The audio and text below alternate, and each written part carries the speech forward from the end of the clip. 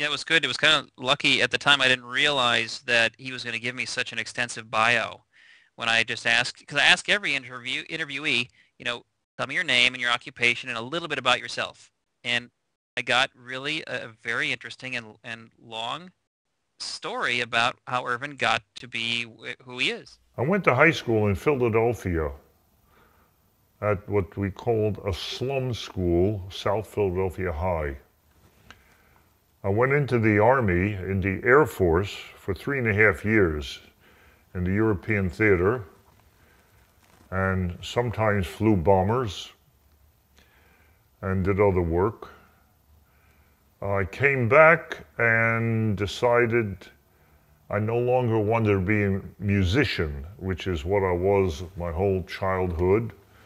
I composed, I played the violin and viola, and this was my life. But I decided, after the experience of the war, that I would not be a musician. And I thought I should become an artist, a painter.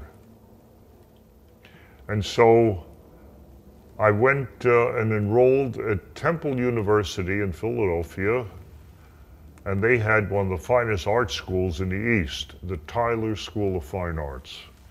I began my official studies there.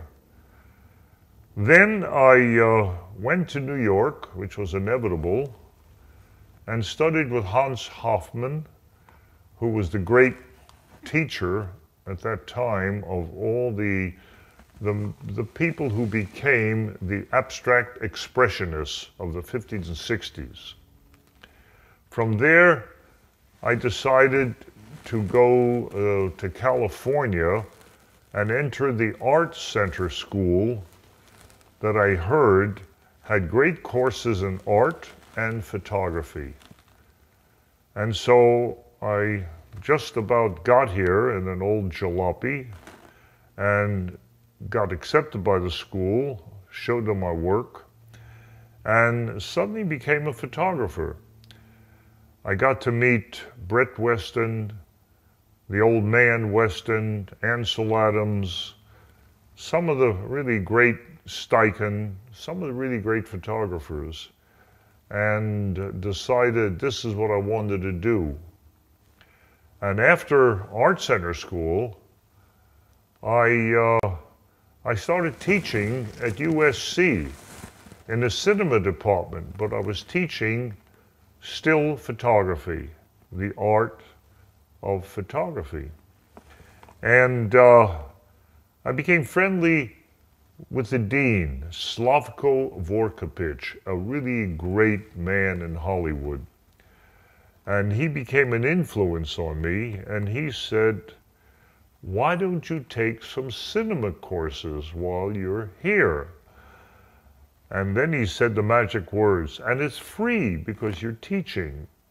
And so I closed my business and began to take courses, which I took for 2 terms in cinema, and then went to Iran to do films, documentaries for the U.S. Information Service.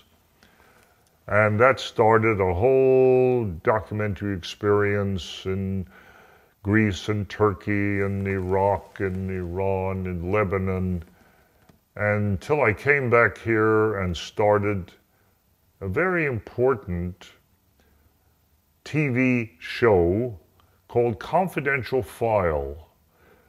In it, we looked at the problems of the city of Los Angeles. Later, we spread out to the problems in cities in the United States. And I think it was the forerunner to 60 Minutes and those types of shows. We were the first ones. After 3 years of doing that, of shooting everything, of directing everything, of editing everything, I decided it's time to make a feature. And I took my stuff all over Hollywood, and they laughed at me.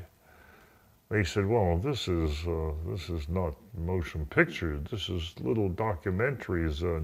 No one took documentaries seriously at that time. And so I said, okay, then I'll make my own film, and wrote a script with a friend of mine. and we raised $22,000 and made the picture. We had $10,000 put into it by Roger Corman, and he saved the project from going under. Well, we made the film, and Roger then took it for us to Warner Brothers. Warner Brothers immediately bought it. I got myself a first payment of $150,000. I felt I was as rich as I'll ever be. And they gave me a 7-year contract to direct.